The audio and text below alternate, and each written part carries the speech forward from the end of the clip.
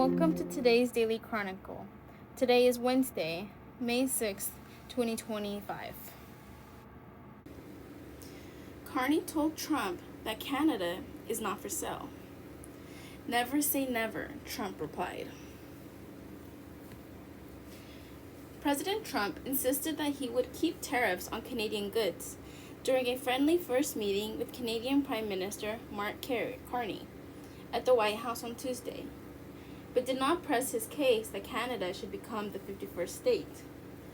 Trump told reporters that he would like to see Canada become part of the United States, but nodded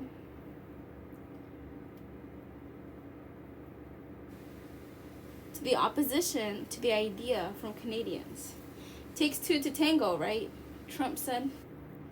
Carney, who won his election last week by pushing back against Trump's aggression, told Trump that annexation was out of the question. As you know, from real estate, there are some places that are never for sale.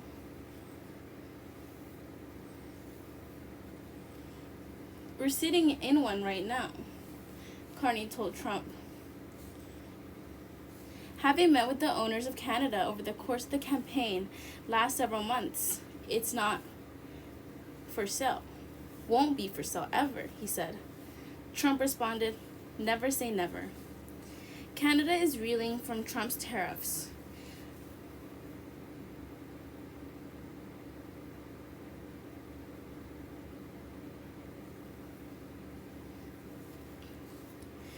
Trump's rhetoric and trade policies have sparked tension between the two allies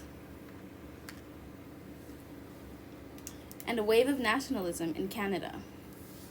Trump imposed a 25% tariffs on many Canadian goods in March, including steel. We want to make our own cars, Trump said. We don't really want cars from Canada, and we put tariffs on cars from Canada, and at a certain point it will make economic sense for Canada to build those cars, and we want steel from Canada because we're making our own steel. The tariffs come ahead of a review of the U.S.-Mexico-Canada trade, a deal slated for next year. Carney said changes were needed to that agreement.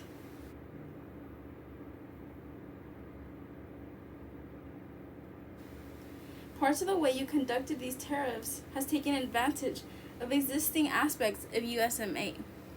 So it's going to have to change, Carney said. It's the chance for a reset in the relationship.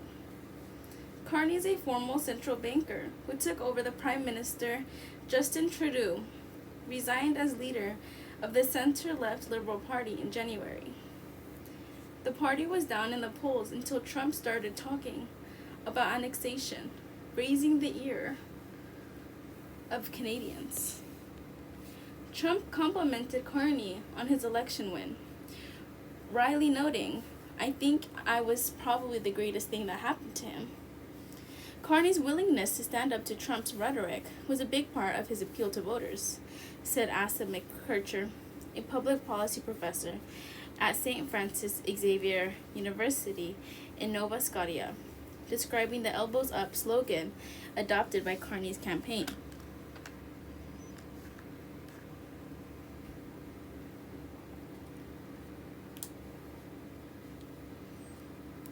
It's a hockey term used to describe a defense stance.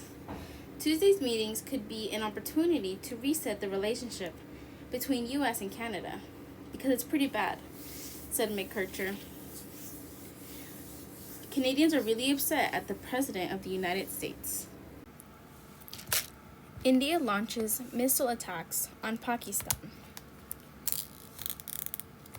A flare rises in the air over the hill near the main town of Poonch District, India, on Wednesday.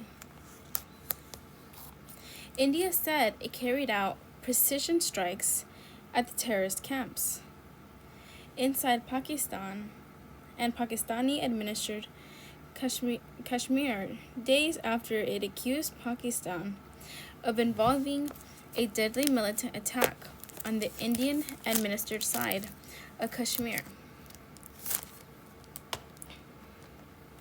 India has launched strikes on several parts of Pakistan and Pakistani-controlled territory in a dramatic escalation of tension between the two nuclear-armed rivals.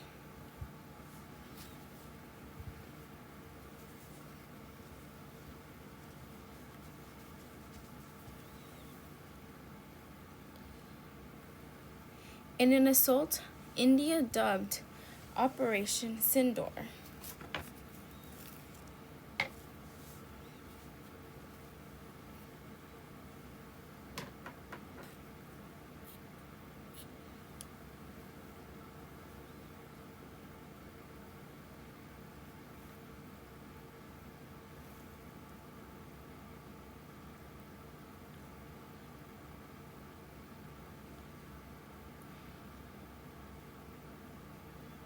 the Indian military said it struck 9 sites in Pakistan and Pakistan-occupied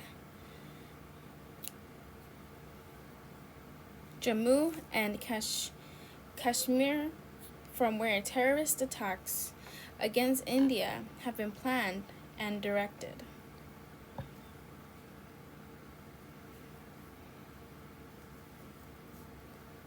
The Pakistani military Inter-Service Public Relations said 8 Pakistanis were killed in the attacks.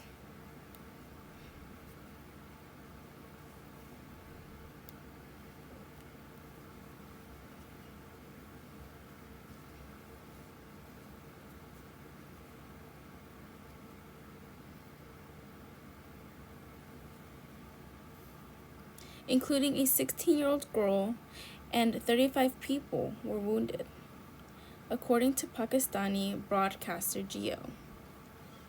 The Indian embassy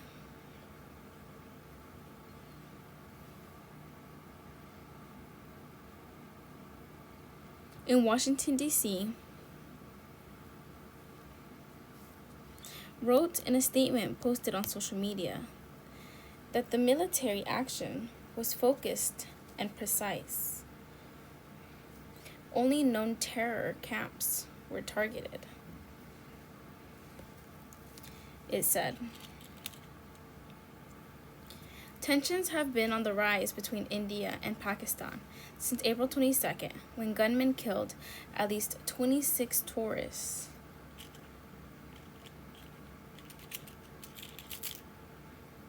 And injured dozens of others in India administered Kashmir.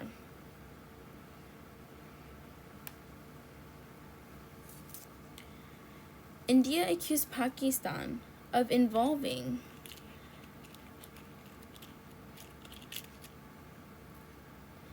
in the attack, the worst aimed at Indian civilians in more than a decade. The Indian Defense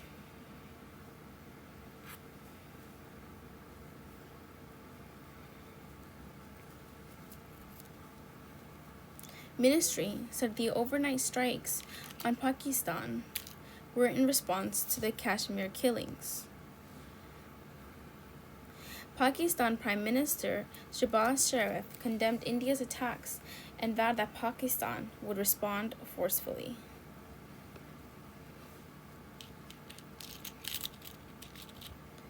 Local residents and members of the media examined a building damaged by a suspected Indian missile attack near Muzaffarabad, the capital of Pakistan.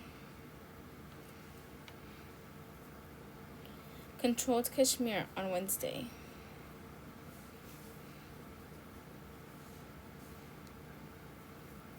Pakistan has every right to respond forcefully.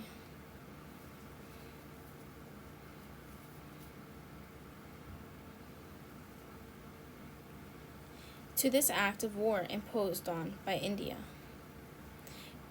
A forceful response is to be given, Sharif said on social media.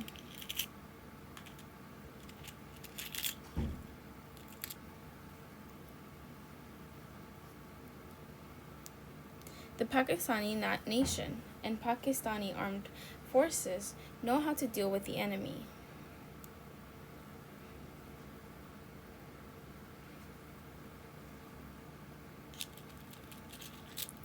We will never allow the enemy to succeed in their nefarious goals. President Trump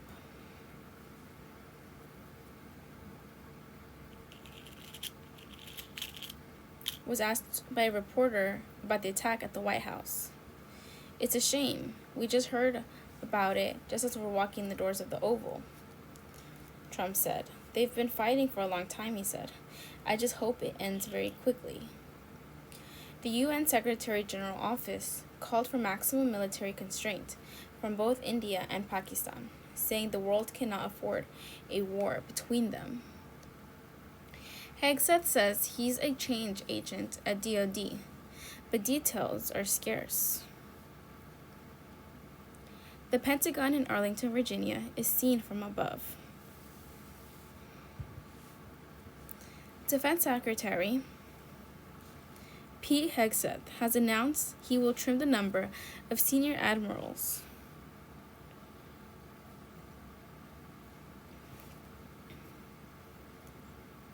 and generals, and also transform the Army to focus on homeland defense and deter China. But both efforts, there's little detail.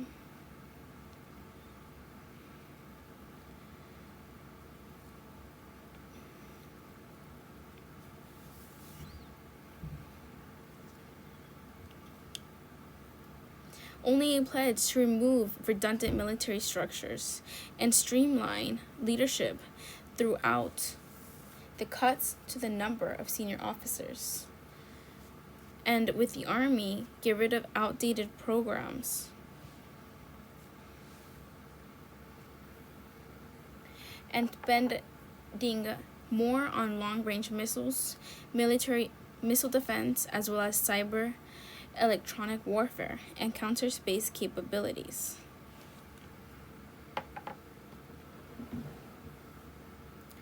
Hegseth this week directed the Pentagon to reduce the number of 4-star admirals and generals by a minimum of 20%, while also cutting the number of general officers. In the National Guard by the same percentage. Through these measures, we will uphold our position as the most lethal fighting force in the world, achieving peace through great strength and ensuring greater efficiency, innovation, and preparedness for any challenge that lies ahead, he wrote. There are now more than 800 active duty generals and admirals.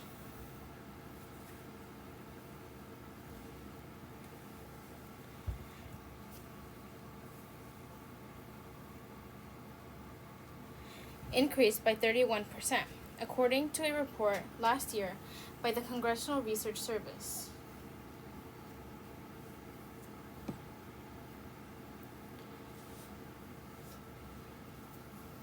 We shouldn't have any more than we need, said Greg Williams, director of the Center of Defense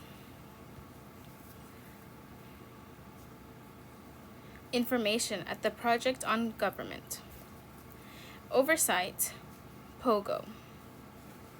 Still, as far as the Hegseth memo, there is not a lot of detail.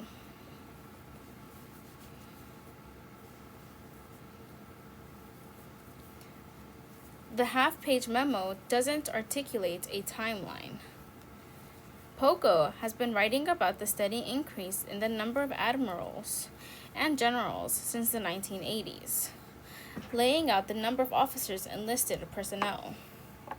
In one report, they pointed out in 1939,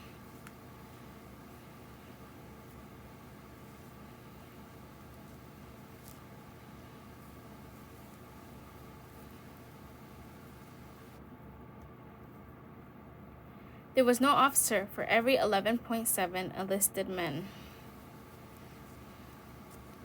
In 1986, there was an officer for each .59 enlisted men. Between 1965 and 2023, the percentage of generals and admirals increased by 31%.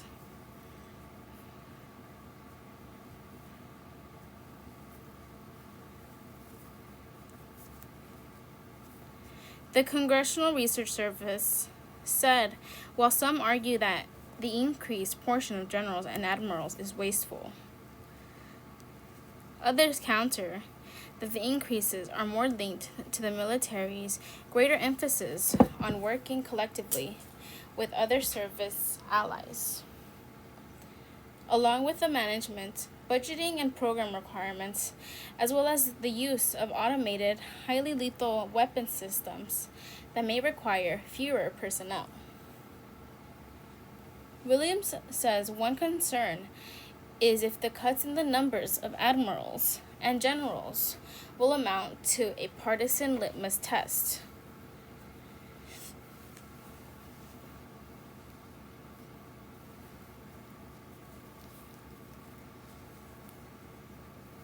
To remove those seen as disloyal or those who the Trump administration claims got their job by their race or gender. Hegseth argued fired Joint Chief Chairman General C.Q. Brown, the second African American to hold the job, by merit or his race. Hegseth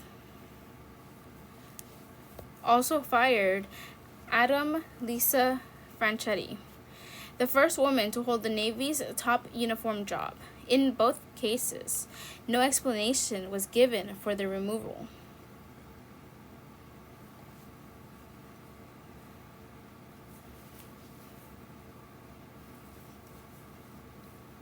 Secretary Hegseth also shown an eagerness to dismiss military leaders without cause, said Senator Jack Reed, the ranking Democrat on the Armed Services Committee, in a statement.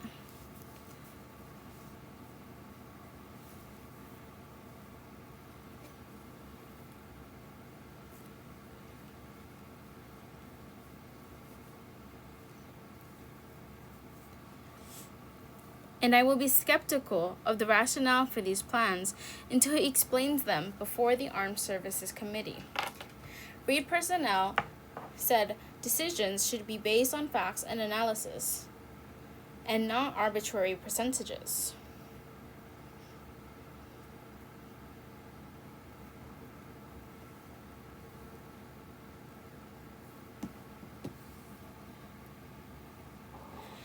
And he worried the eliminating position of experienced officers.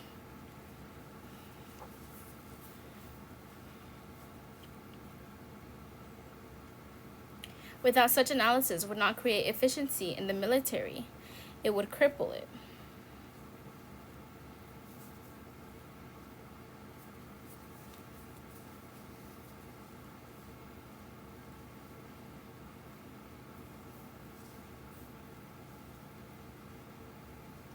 Army reconstructing.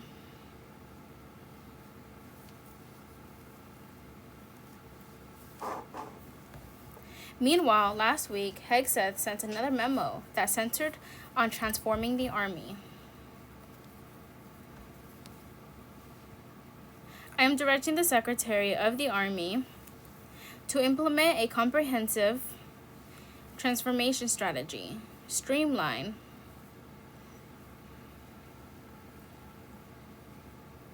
its force structure, eliminate wasteful spending, reform the acquisition process, modernize inefficient defense contracts,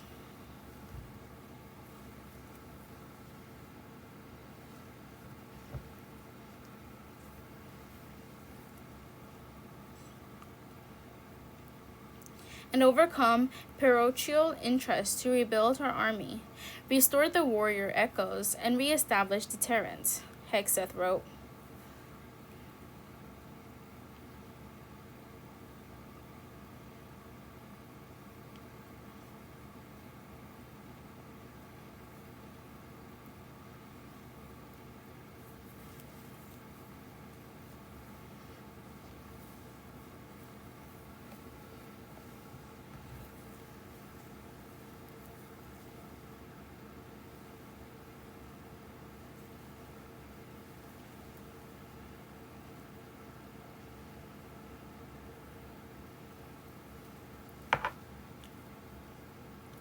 But Hegseth said was directing the army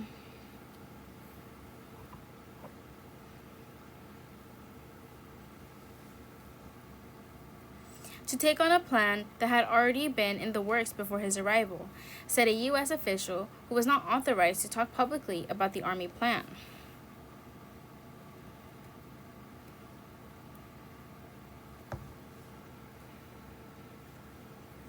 The plan calls for the fielding of long-range missiles capable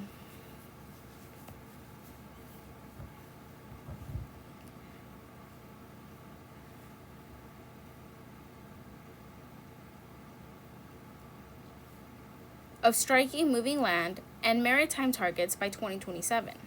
That's the year officials say that China will have the military capability to invade Taiwan.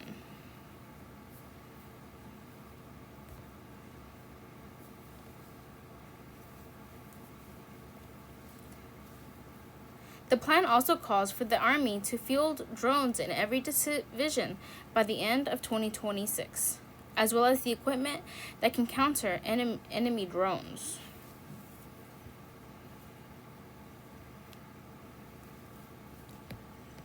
More recently, the Army already has been focusing on how to purchase more drones and deal with the threat of enemy drones.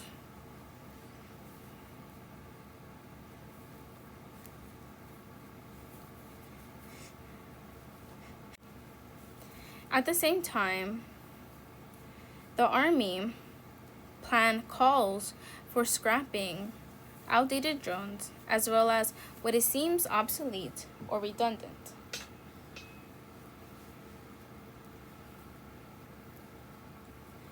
Including excess ground vehicles such as Humvees and some manned aircraft.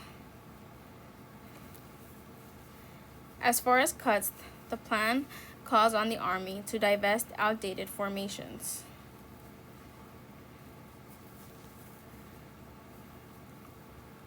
Including armor and aviation units.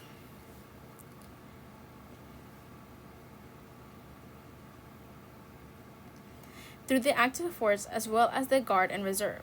Those units have not been named, but once they are, it will likely incur the wrath of lawmakers who prize having such units in their states. What is happening at Newark Airport? This and other questions answered. People wait in line for a delayed flight at Newark International Airport on Monday in Newark, New Jersey. Delays and cancellations at one of the nation's busiest airports have persisted for several days, are giving passengers headaches and spurred the U.S. Senate's top Democrat to call for an investigation into the cause.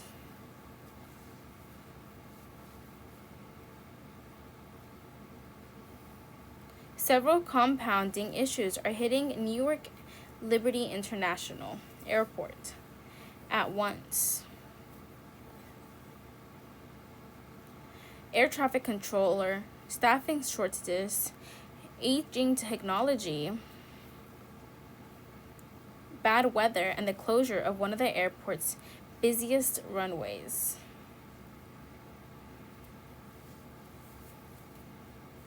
On Monday, Senate Minority Leader Chuck Schumer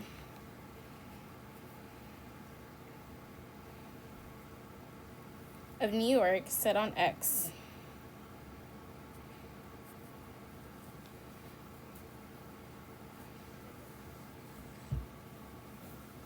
that he is demanding a full inspector general investigation into what happened at Newark so these problems don't get worse.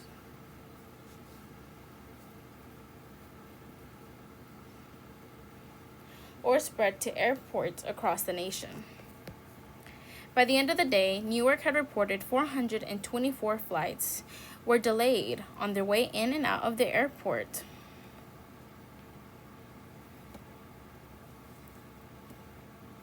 And 114 flights were canceled. That morning, the Federal Aviation Administration imposed a new ground delay program for the airport.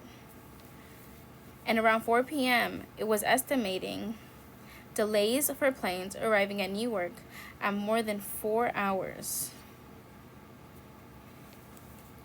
We spoke to aviation safety and travel experts to get a handle on what is going on. What's happening and what is the scope and scale of the disruption.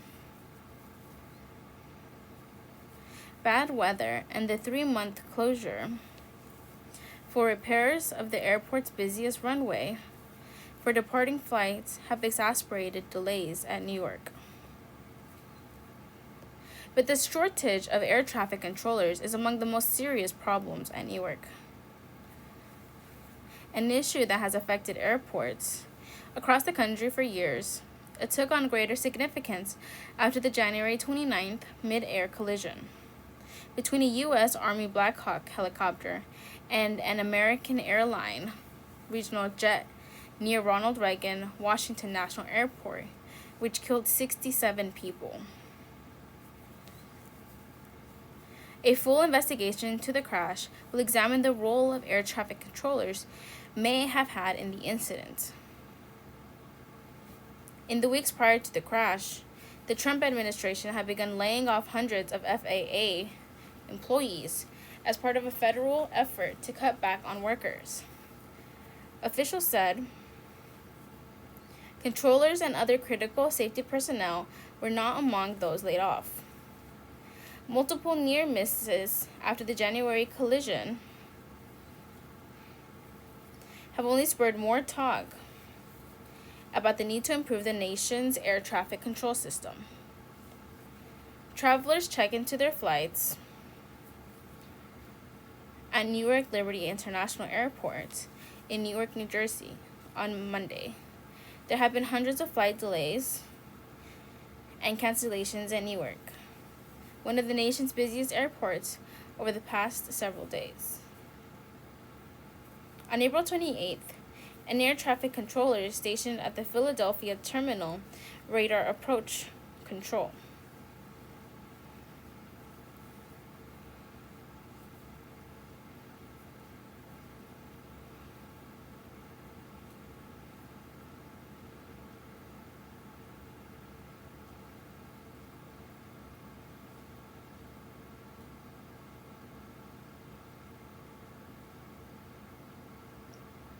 stationed at the Philadelphia Terminal Radar Approach Control, which is responsible for separating and sequencing planes in and out of Newark.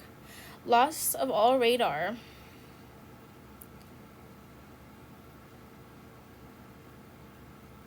and communications with the plane, leaving them unable to hear or talk to the pilots.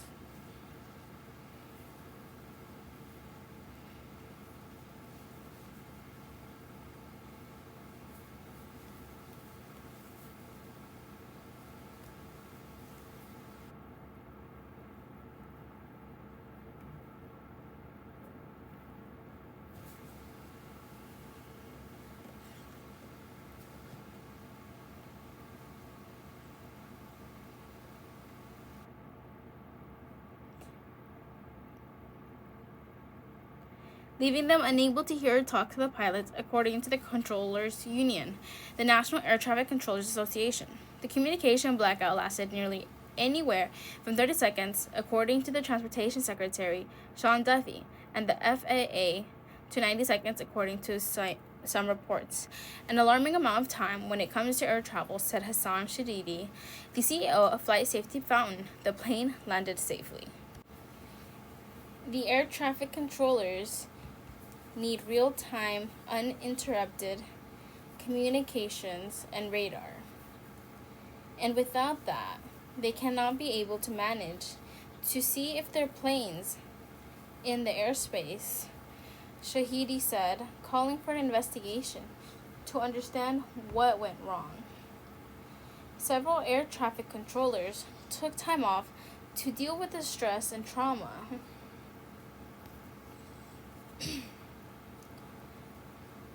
of that experience. The union and the FFA The FAA said in a statement shared with NPR.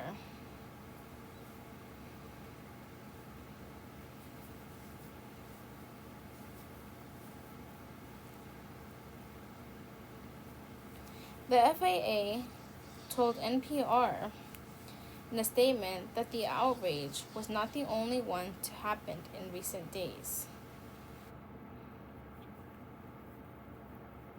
It said there were multiple recent equipment and telecommunication outrages. But given the highly skilled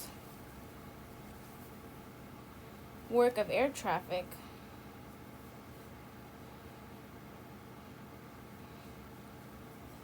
controllers, filling those empty chairs is quite difficult and has been for some time.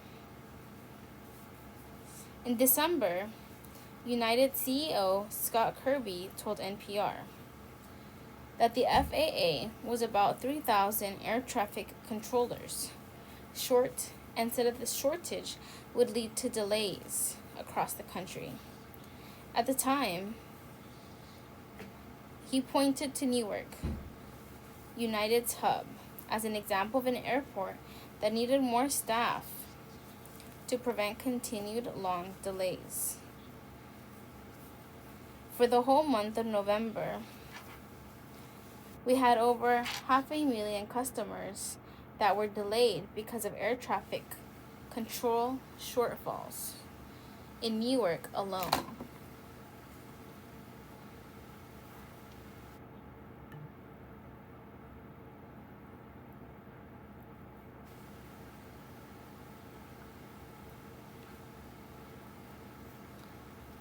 It is the biggest issue, the biggest opportunity to make air travel better for customers in the United States.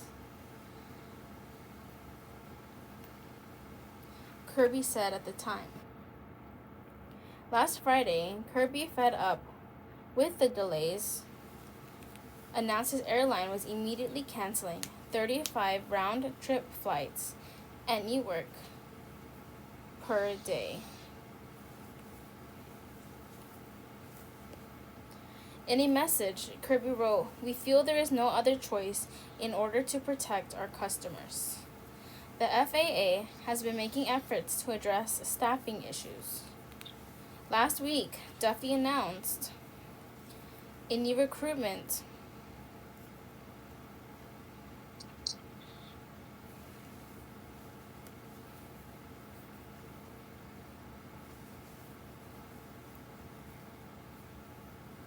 award and retention incentive program to boost hiring of controllers.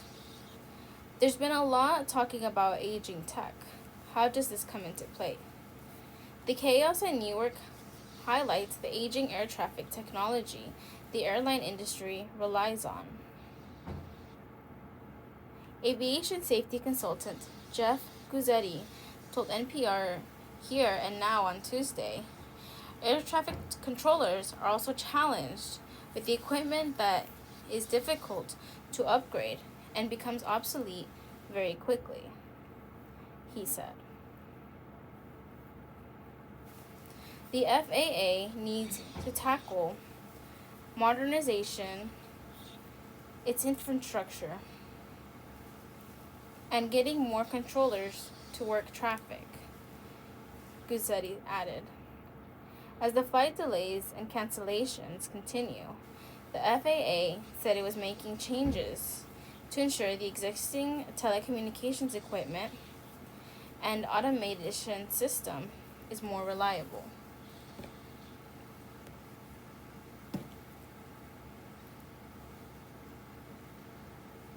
On Tuesday afternoon outside the White House, Duffy said he proposed a plan to build a new air traffic controller system to President Donald Trump, who signed off on the proposal. Duffy also blamed the Biden administration for not doing anything to modernize their air traffic control system.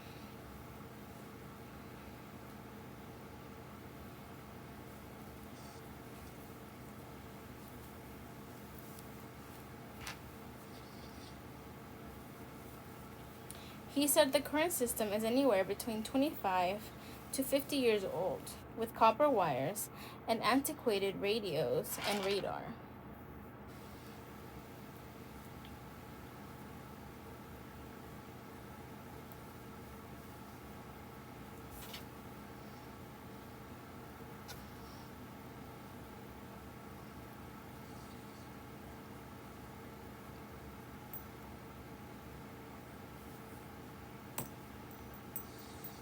Do passengers have to worry about safety?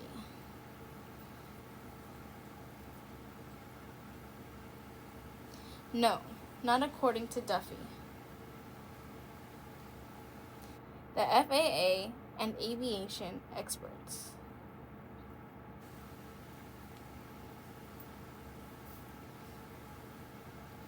The FAA says it ensures continued safety by slowing the rate of arrivals into the airport, meaning delays and in some cases cancellations at Newark. The FAA and air traffic controllers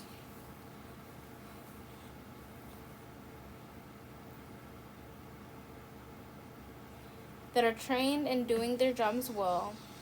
We have pilots that are trained in doing their jobs very well. And so from that perspective, we do not see an issue. How quickly can this be resolved? Sean Cudahy, a senior aviation reporter for the travel website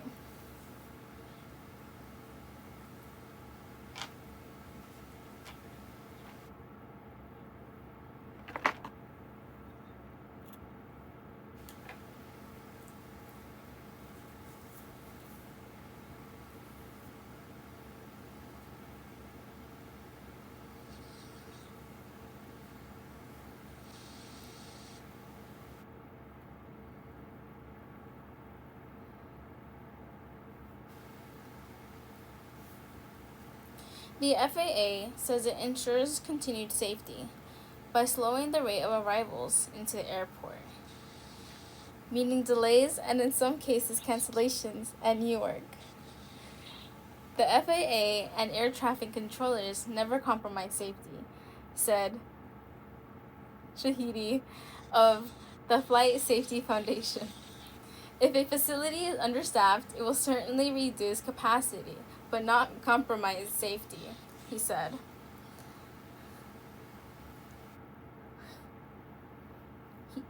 We have controllers that are trained in doing their jobs well.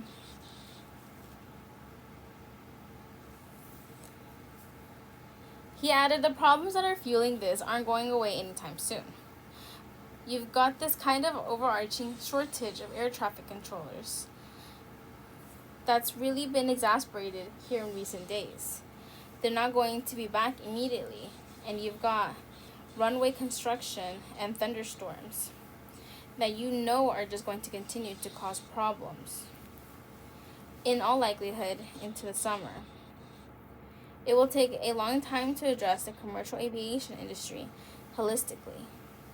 As for the controller staffing shortages, Guzzuti, the aviation safety consultant, said the job takes unique skills, and then you have to train them. Even after that, there's a 30% washout rate.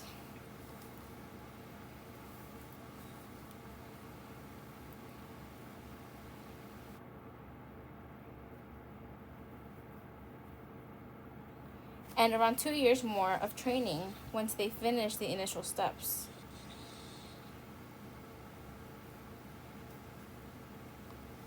According to Guzzuti. And it takes even longer to modernize the system. He added, how should passengers prepare if they are flying through Newark?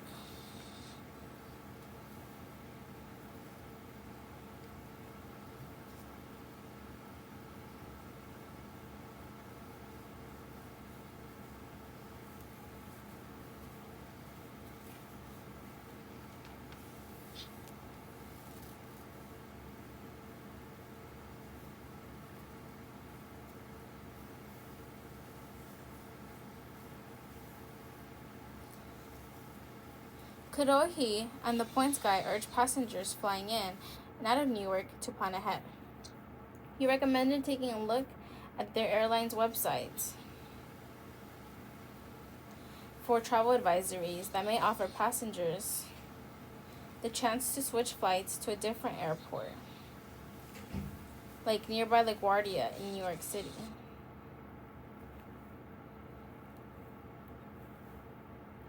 What if your travel plans include a connection to Newark?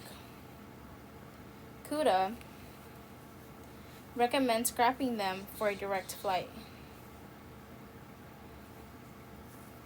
And finally, he reminds passengers of the Transportation Department's policy that allows a full refund if your flight is canceled or significantly delayed. But the refund is only available when a passenger doesn't accept a rebooked flight from the original airline.